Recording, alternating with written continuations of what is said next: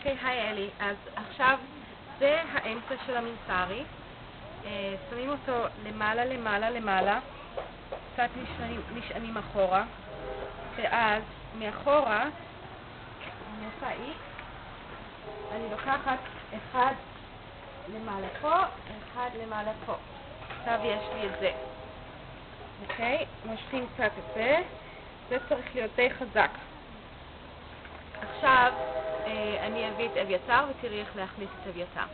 במקרה הכינון עם ראש תינוק, מכניסים את התינוק לתוך הכיס, מכניסים אותו עמוק עמוק עמוק עמוק, והרגליים צריכות להציץ מלמטה, כך, רגליים למטה. עכשיו לוקחים מצד אחד, מכניסים מתחת לרגל הזאת, לוקחים אחורה. מצד שני, עושים איקס.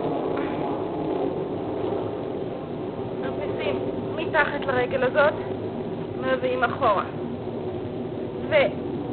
ומסתובבים ככה, ומחזירים ככה, וקושרים מתחת לרגליים, ככה, ואז פותחים את זה,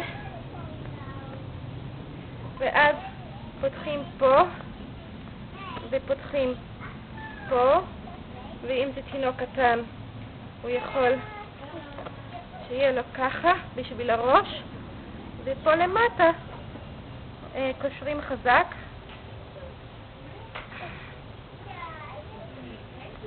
וזהו. לה לה לה. אוקיי.